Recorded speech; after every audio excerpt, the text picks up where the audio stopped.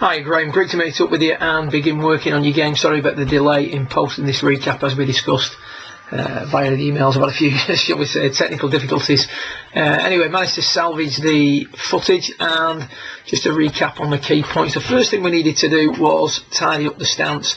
We've got a situation here where the foot line was a long way to the right, and also the ball position for a 6-iron was too far back. With the ball being so far back, what we now have is too much of a descending blow, and whenever we hit out, as we discussed, or whenever we hit down, as we discussed, we also hit out. So we've got two contributing factors there to having a swing moved or shifted too much to the right, which is going to produce big pushes and big hooks. We can live with one or the other, but we definitely don't want the two combined. So we've got severe right aim with a ball that's too far back. Consequently, we've got too much of a descending blow, creating too much of an outward hit. So the first thing we did was square up the stance. You can see now in relation to the map, the foot line much squarer.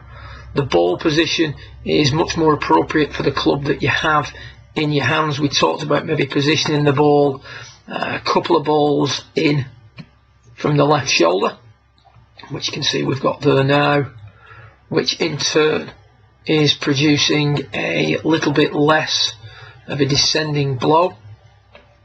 So we've levelled out the angle of attack, and whenever we level out the angle of attack, we reduce the amount that we're hitting out at the golf ball. So that was the first change. What we then looked at was what was happening during the early part of the swing, and what we see here is a tremendous rolling of the club face and a tremendous loading of the back of the left hand, if you will. If you're online looking at forums, you'll hear that referred to as accumulator 3. So too much loading of accumulator 3 with a little bit of insufficient wrist hinge. Now we may deal with that when you come next time. For now, I just wanted to calm down what the back of the left hand was doing. It was rolling the club in and open to the plane of the swing by the time we got to waist level. If we look at what better players do, we've got Tiger here on the centre of your screen. There's a gradual setting of the wrist.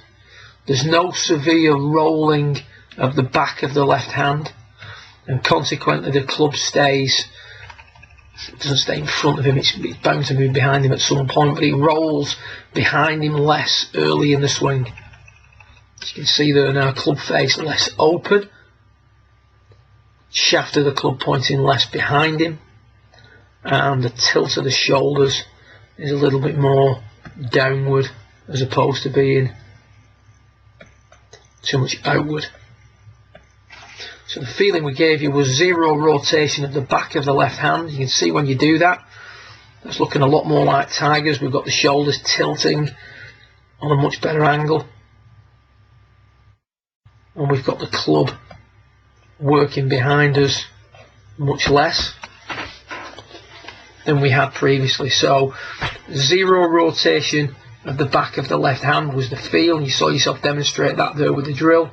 Then when it comes to the shot itself, what we're trying to do is calm this down. It's not realistic to expect it to be correct, but you can see there how much better it is on the bottom right as opposed to the top right at the end of your session. So a little bit of tidying up with the stance, movement to the ball position to level out the angle of attack, and then controlling what the back of the left hand does.